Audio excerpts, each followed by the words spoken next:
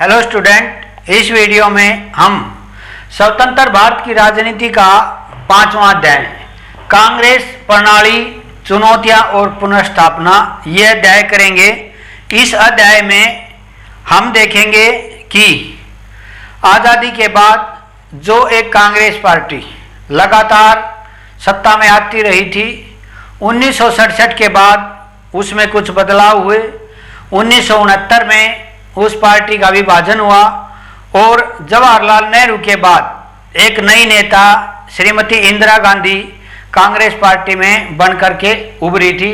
और किस प्रकार से कांग्रेस पार्टी को चुनौतियों का सामना करना पड़ा, क्या क्या उसके सामने चुनौतियां आई और पुनर्स्थापना का मतलब दोबारा से वो पार्टी कैसे उभर के आई और पुरानी जो कांग्रेस थी वो इससे अलग हो गई थी, वो हाशिए पर चली गई थी और इंदिरा गांधी वाली जो कांग्रेस पार्टी थी वो सत्ता पर काबिज हो गई। तो इस लेसन में जो 5वां लेसन में है, इसमें कांग्रेस प्रणाली और उस दौर में भारत में क्या क्या प्रमुख घटनाएं घटी, इसका वर्णन इस लेसन में हमने किया है। तो शुरुआत करते हैं।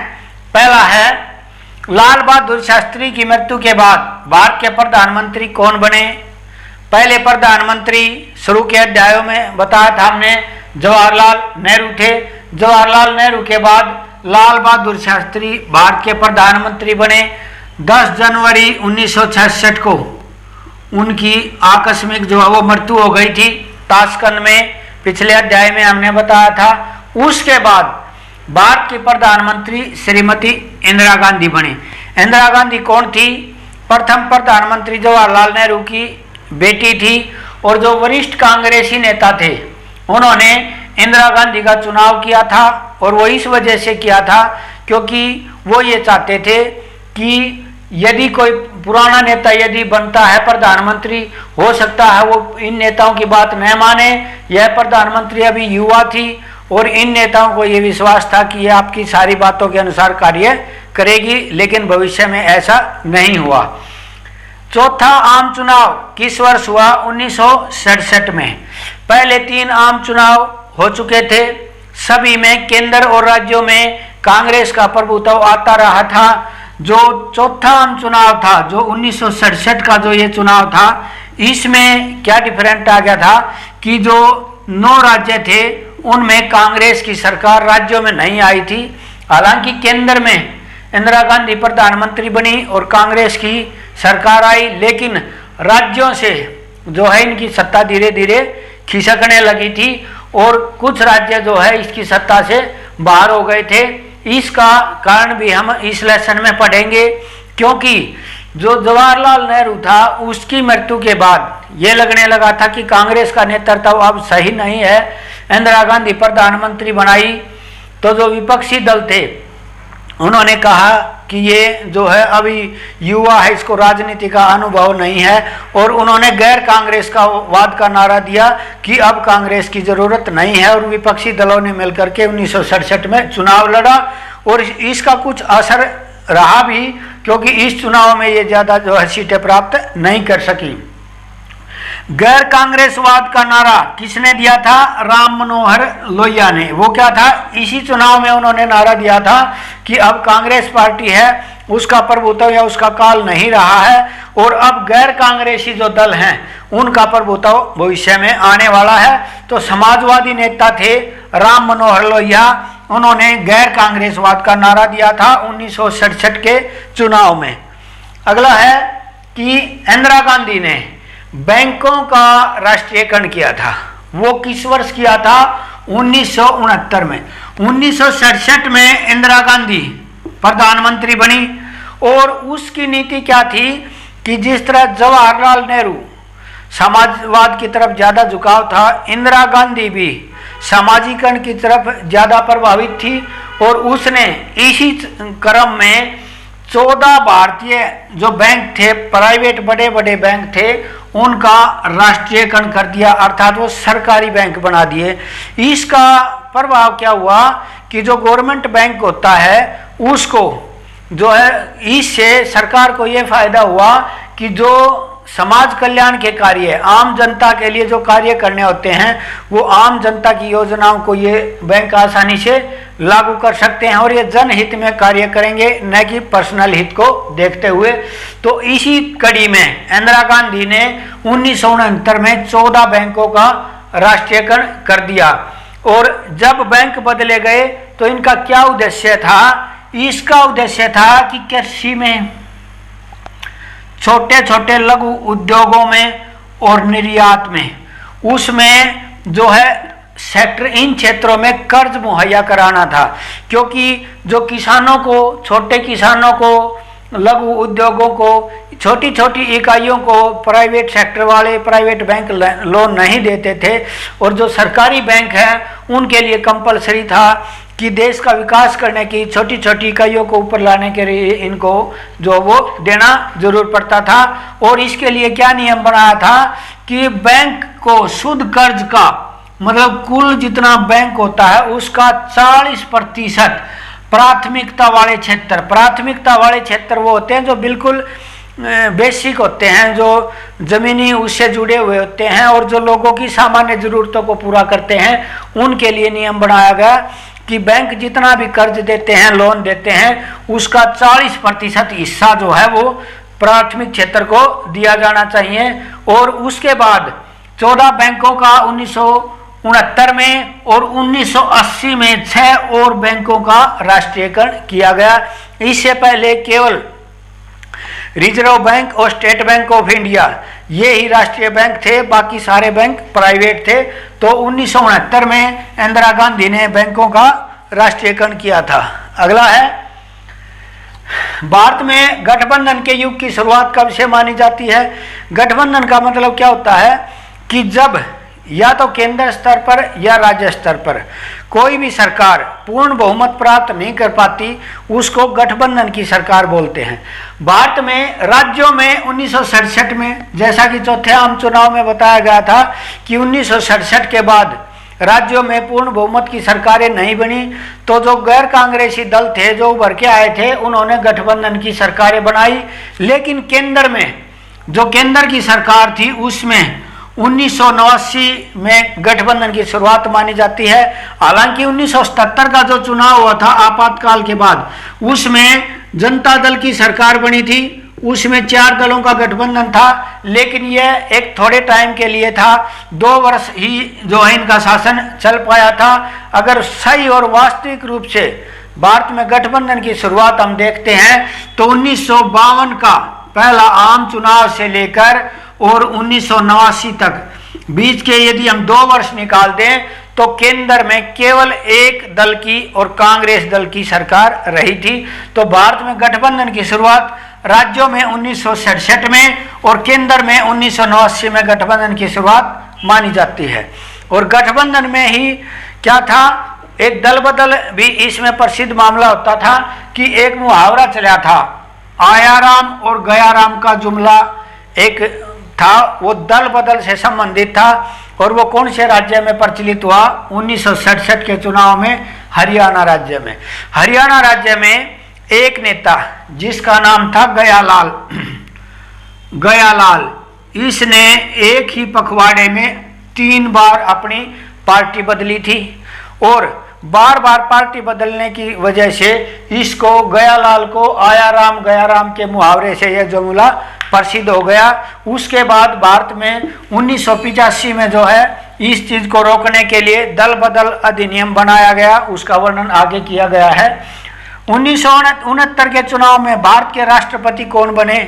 अब ये है कि राष्ट्रपति का यहाँ वर्णन क्यों आया भाई? 1969 का जो चुनाव हुआ था राष्ट्रपति का चुनाव, उसमें 2 राष्ट्रपति जो चुनाव में खड़े हुए थे वो दोनों एक ही पार्टी से संबंधित थे। सामान्य रूप से भारत का जब राष्ट्रपति का चुनाव होता है तो सत्ता दल जिस व्यक्ति को राष्ट्रपति के लिए चुनाव में खड़ा करती है वो सामान्यतः जीत जाता है। लेकिन 1969 का जो चुनाव हुआ था उसमें संजीव रेड्डी जो चुनाव में खड़े हुए थे वो कांग्रेस पार्टी की तरफ से खड़े हुए थे और वीवी गिरी जो चुनाव में जीते थे वो एक स्वतंत्र उम्मीदवार के रूप में।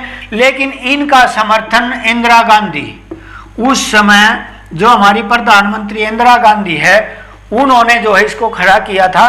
क्योंकि 1969 में, ये हम आगे पढ़ेंगे, 1969 में जो है कांग्रेस में बहुत ज़्यादा फूट पड़ गई थी और उसका विभाजन भी हो गया था। विभाजन बाद में हुआ था, उससे पहले ये चुनाव हो गए थे।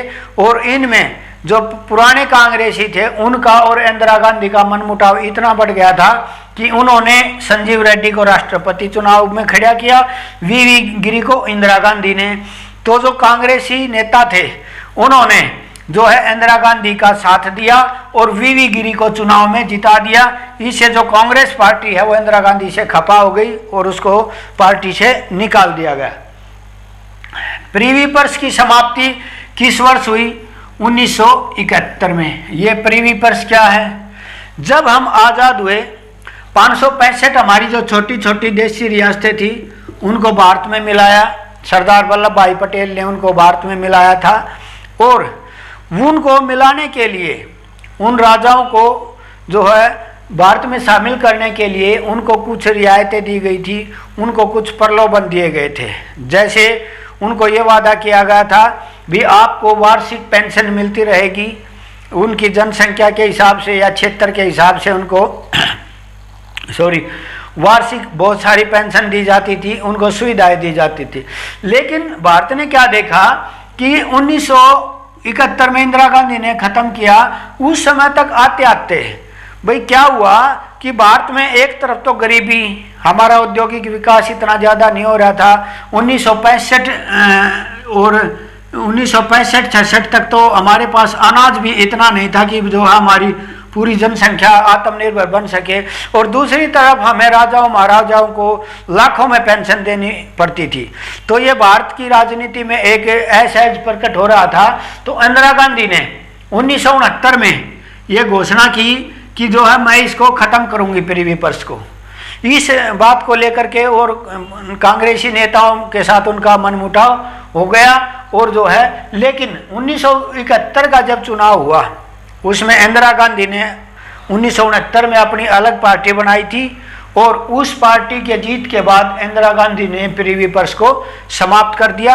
ये प्रिवी पर्स क्या था कि जो राजाओं महाराजाओं के दिए जाने वाले आर्थिक और जो बाकी सुविधाएं थी उनको बंद करना था और इस वजह से जो है वो लोकप्रिय हो गई। 5वां आम चुनाव कब हुआ? 1971 में। चौथा आम चुनाव मैंने आपको बताया 1967 में हुआ। उसमें राज्यों में कांग्रेस जो है कमजोर हो गई थी। लेकिन जब 5वां आम चुनाव हुआ उससे पहले 1969 में कांग्रेस पार्टी का विभाजन हो चुका था। इंदिरा गांधी थी, उसने अपनी अलग पार्टी बना ली थी और उसने 1971 का जो चुनाव हुआ उसमें एक नारा दिया था गरीबी हटाओ का। उन्होंने ये कहा था कि यदि इस चुनाव में मेरी सरकार आती है, मेरी सत्ता आती है तो मैं भारत से गरीबी को हटा दूंगी। ये बहुत ज़्यादा क्वेश्चन पूछा जाता है। गरीबी हटाओ का नारा 5वें आम चुनाव में इंदिरा गांधी ने दिया था और इसी के बलबूते पर जो है वो चुनाव में जीत करके आई थी। इंदिरा गांधी की हत्या कब हुई? 31 अक्टूबर 1984 को। इंदिरा गांधी की आकस्मिक मृत्यु नहीं हुई थी बल्कि उनकी हत्या की गई थी और इसका कारण था कि पंजाब राज्य में जो है उग्रवादी थे, जो अलग जो है खालिस्तान की मांग कर रहे थे। तो कुछ आतंकवादी सन 1984 में वो जो है पंजाब का जो स्वर्ण मंदिर है उसमें छुप गए थे और उस स्वर्ण मंदिर से उन आतंकवादियों को बाहर निकालने के लिए इंदिरा गांधी ने ऑपरेशन ब्लू स्टार चलवाया था, वहाँ से उनको जो है बाहर निकालने के लिए।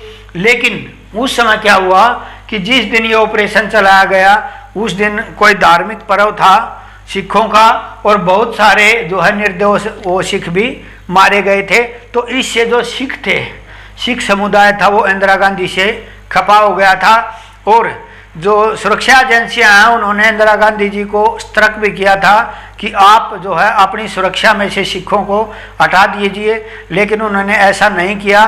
तो 31 अक्टूबर 1984 को सुबह सुबह इंदिरा गांधी जो है अपने घर में जो है वो लॉन में टहल रही थी, वहीं पर एक जो सिख बॉडीगार्ड था उसने उसको गोलियां मारी और उसकी हत्या कर दी। तो इंदिरा गांधी की हत्या 31 अक्टूबर 1984 को हुई थी। उसके बाद है कांग्रेस का विभाजन किस वर्ष हुआ, ये मैंने बता दिया। कांग्रेस का विभाजन 1969 में हुआ। और कांग्रेस का विभाजन के बाद इंदिरा गांधी ने कौन सी पार्टी बनाई, कांग्रेस आर। और जो अन्य दल थे उन्होंने कांग्रेस ओ। जो प्राचीन कांग्रेसी थे उनकी पार्टी का नाम था कांग्रेस ओ, और जो इंदिरा गांधी वाली थी वो कांग्रेस आर थी। और 1971 का जो चुनाव हुआ था उसमें कांग्रेस आर पार्टी जो है बहुमत के साथ आई, और कांग्रेस ओ पार्टी है वो बुरी तरह से हार गई। और इसमें सारे प्राचीन जो है कांग्रेसी नेता शामिल थे। तो ये इसका विभाजन 1969 में हुआ था, और दो पार्टी आर और ओ ये बनी थी। और ये देखो, जब कांग्रेस इससे निकाली गई तो ये कहता है 12 नवंबर 1969 को सिंडिकेट नेताओं ने, अब ये शब्द आता है सिंडिकेट, ये क्या है देखो, सिंडिकेट कौन थे, ये मैं बार बार जो शब्द कर रहा हूं, प्राचीन कांग्रेसी नेता उनको सिंडिकेट कहा जाता था। उन्होंने कांग्रेस में इंदिरा गांधी को प्रधानमंत्री इसलिए बनाया था ताकि वो आपके अनुसार चले, लेकिन इंदिरा गांधी की जो नीति थी वो अपनी अलग थी, सामाजिकरण की थी, समाज कल्याण की थी। तो सिंडिकेट ने इसको जो है पार्टी से निकाल दिया और उसको बाहर कर दिया। तो इसमें जो है पार्टी का विभाजन हो गया। और 1971 का जो चुनाव हुआ था उसमें कांग्रेस पार्टी को, इंदिरा गांधी वाली पार्टी को 352 सीटें मिली, और ये पूर्ण बहुमत के साथ जो है सत्ता में आई थी। तो कांग्रेस का विभाजन 1969 में, और आर और ओ में विभाजन हो गया। और कांग्रेस पार्टी जो आर थी वो इंदिरा गांधी वाली पार्टी थी। 1967 के चुनाव में कांग्रेस कितने राज्यों में बहुमत प्राप्त नहीं कर सकी, 9 राज्यों में। केंद्र में तो कांग्रेस की ही सरकार रही, लेकिन राज्यों में जो है कांग्रेस की सत्ता वो कांग्रेस के हाथ से निकल गई थी। और वो जो है राज्यों में जो है 1967 के बाद से ही वो गठबंधन की शुरुआत होने लगी थी। और केंद्र में हमने पढ़ा है 1989 में हुई थी, लेकिन राज्य स्तर पर गठबंधन की शुरुआत यहीं से होनी शुरू हो गई थी। 1971 के चुनाव में गैर कांग्रेसी गठबंधन का क्या नाम था, ग्रैंड अलायंस। ग्रैंड अलायंस क्या था कि जो गैर कांग्रेसी नेता थे और उनके अलावा और जो राजनीतिक पार्टियां थी उन्होंने सब ने मिलकर और एक नारा दिया था कि इंदिरा हटाओ। इंदिरा गांधी ने कौन सा नारा दिया था, गरीबी हटाओ। लेकिन जो पुराने कांग्रेसी नेता थे और अन्य विपक्षी दल थे उन्होंने सभी पार्टियों ने मिलकर के एक अलायंस बनाया, ग्रैंड अलायंस, इंदिरा गांधी को हराने के लिए, और उसका नाम था ग्रैंड अलायंस। 1969 के राष्ट्रपति के चुनाव में कांग्रेस पार्टी का कौन सा उम्मीदवार था, नीलम संजीव रेड्डी था। ये चुनाव हार गए थे। और वी गिरी जो इंदिरा गांधी का समर्थित था वो चुनाव में जीत गया था। और इसी वजह से जो है कांग्रेस पार्टी में जो है फूट पड़ गई थी। तो ग्रैंड अलायंस क्या समझे आप, 1971 का जो चुनाव था उसमें प्राचीन कांग्रेसी और अन्य नेताओं ने मिलकर के जो गठबंधन बनाया था चुनाव में उसको ग्रैंड अलायंस बोलते हैं। इंदिरा गांधी ने 1969 के चुनाव में किसे राष्ट्रपति के लिए मैदान में उतारा, वी गिरी को, और ये राष्ट्रपति के चुनाव जीत भी गए थे। किस वर्ष इंदिरा गांधी को अनुशासनहीनता के लिए कांग्रेस पार्टी से निकाला। अनुशासनहीनता का आरोप क्यों लगाया, क्योंकि एक जो पार्टियां होती हैं उनका एक अपना नियम होता है, संविधान होता है, और इनको विहप बोलते हैं कि जब भी वोटिंग होगी किसी भी सदन में तो एक पार्टी के द्वारा एक निर्देश जारी कर दिया जाता है कि सभी नेताओं को, जो भी सांसद होते हैं उनको उपस्थित होना है, और जिस पक्ष में भी पार्टी निर्देश देती है उसमें उनको मतदान करना पड़ता है। लेकिन वी गिरी को चुनाव में उठा करके और इंदिरा गांधी ने कांग्रेस पार्टी का जो है अनुशासन तोड़ दिया था। तो अनुशासनहीनता का आरोप लगाकर और 1969 में उस कांग्रेस पार्टी से बाहर निकाल दिया और उन्होंने अपनी अलग पार्टी बनाई। कांग्रेस सिंडिकेट कौन थे, सिंडिकेट मैंने बताया था कि प्राचीन कांग्रेसी नेता जो वरिष्ठ थे, बुजुर्ग थे और अनुभवी थे उनको बोलते थे सिंडिकेट। इन्होंने इंदिरा गांधी को प्रधानमंत्री बनवाया, लेकिन बाद में इंदिरा गांधी ने अपने अनुसार प्रशासन चलाना शुरू कर दिया। तो सिंडिकेट शब्द आया है। तो सिंडिकेट कौन थे? प्राचीन और वरिष्ठ जो कांग्रेसी नेता थे। दल बदल विरोधी अधिनियम किस वर्ष पास हुआ? ये हुआ 1985 में। मैंने 1967 का हरियाणा का आपको उदाहरण दिया था, आयाराम गयाराम का मुहावरा, वो दल बदल से संबंधित था। इस कार्टून में आप देख रहे हैं कि पहले क्या होता था, ये जो फ्रॉक जंप लगा रहा है, पहले क्या होता था कि कोई भी उम्मीदवार चुनाव में खड़ा होता, वो किसी पार्टी का नाम पे जनता उसको वोट देती, लेकिन बाद में अगर उसको ये लगता कि नहीं ये पार्टी सत्ता में नहीं आ रही है, तो वो अपनी पार्टी को छोड़कर और उस पार्टी में भाग जाता जिसमें उसको मंत्री पद मिलता या जो पार्टी सत्ता में आती।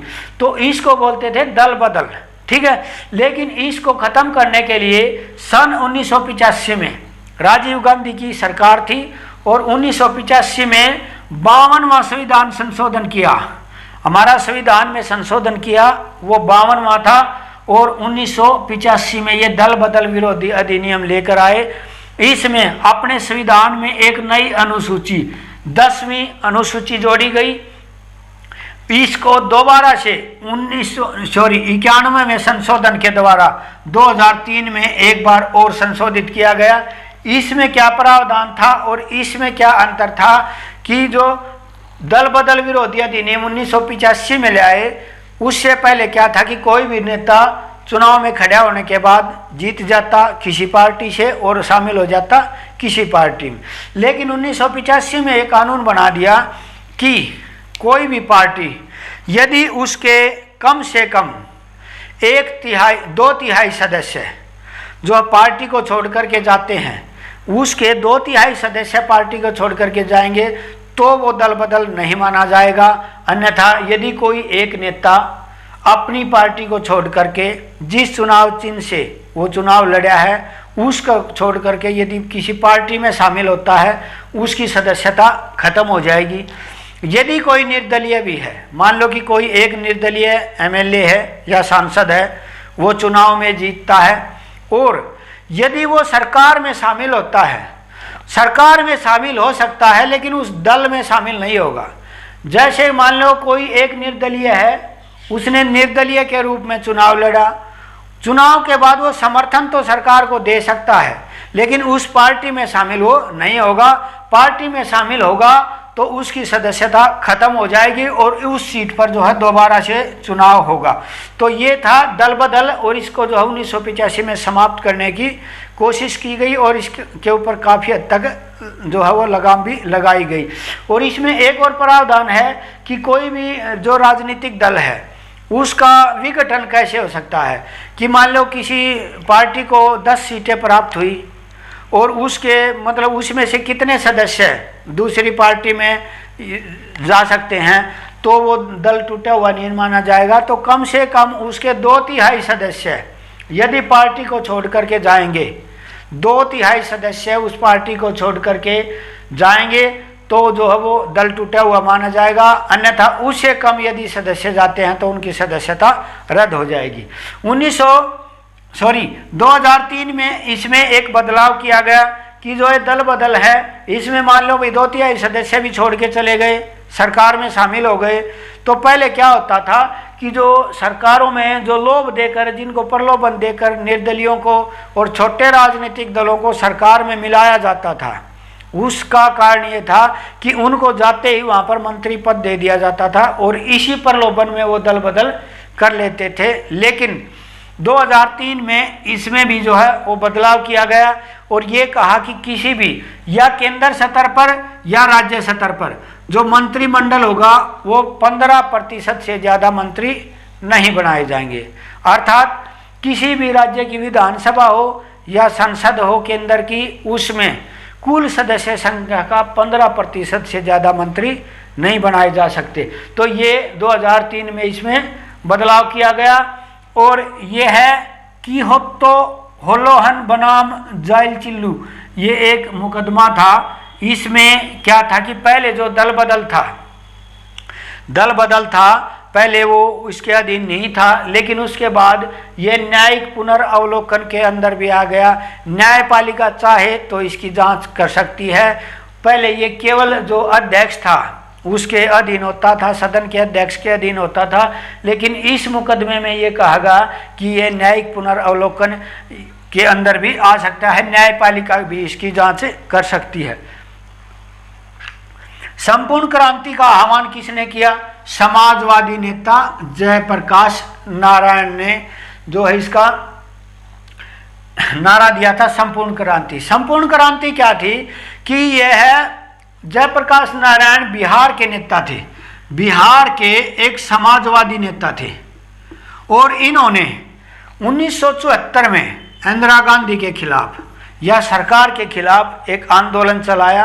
1974 में भारत में बिहार में और गुजरात में, बिहार में और गुजरात में 2 राज्यों में आंदोलन चले थे सरकार के विरुद्ध, जो है बहुत बड़े आंदोलन, और एक रेल हड़ताल ये भी 1974 में ही हुई थी। तो उसमें जो संपूर्ण क्रांति का नारा था वो जयप्रकाश नारायण ने 1974 के बिहार आंदोलन में दिया था, और उन्होंने ये कहा था कि जो क्रांति है वो सभी क्षेत्रों में होनी चाहिए, केवल सरकार का विरोध नहीं, सामाजिक, आर्थिक, सांस्कृतिक सभी क्षेत्रों में क्रांति होनी चाहिए। संपूर्ण रूप से जो है परिवर्तन होना चाहिए, लोगों की मानसिकता भी बदलनी चाहिए। तो जो है ये संपूर्ण क्रांति का जो नारा था वो बिहार में और 1974 में जयप्रकाश नारायण ने दिया था, और 1974 में ही भारत में रेल की हड़ताल हुई थी। जॉर्ज फर्नांडीज के नेतृत्व में रेलवे की हड़ताल भी हुई थी, और गुजरात का जो आंदोलन था वो छात्रों के द्वारा चलाया गया आंदोलन था। 1971 में कांग्रेस पार्टी का चुनाव चिन्ह क्या था? जो इंदिरा गांधी वाली कांग्रेस पार्टी थी उसका था गाय बछड़ा। उससे पहले जो कांग्रेस पार्टी थी 1952 में जो पहला चुनाव लड़ा था जिसमें नेहरू नेता थे, उसमें क्या था? 2 बैलों की जोड़ी उनका चुनाव चिन्ह था। और 1971 का जो चुनाव लड़ा, 1969 में जब कांग्रेस का विभाजन हुआ तो इंदिरा गांधी ने अपना चुनाव चिन्ह बदल लिया और वो गाय और बछड़ा रख दिया। लेकिन क्या होता है कि जब 1975 में इमरजेंसी लगाई जाती है तो उसमें इंदिरा गांधी के बेटे संजय गांधी की जो भूमिका है वो बहुत ज़्यादा बढ़ गई थी, और विपक्षी दलों ने जो है गाय बछड़ा का जो चुनाव चिन्ह था उसकी इस आधार पर आलोचना की कि जो संजय गांधी है वो इंदिरा गांधी के साथ लगे हुए हैं और ये जो है देश को मतलब विनाश की तरफ ले जा रहे हैं, लोकतंत्र को ख़त्म कर रहे हैं।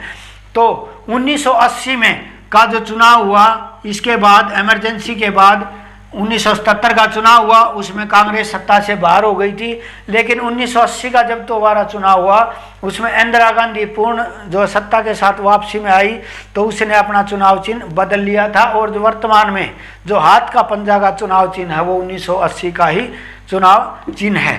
तो ये था इसका। तो इस लेसन में हमने पढ़ा कि किस तरह से जो कांग्रेस पार्टी है उसमें क्या क्या समस्या आई, जो पार्टी आज़ादी के बाद बनी थी उसमें क्या क्या बदलाव हुए। अगले लेसन में अगली वीडियो के साथ मिलेंगे, तब तक आपको इसको ध्यान से देखना है। धन्यवाद।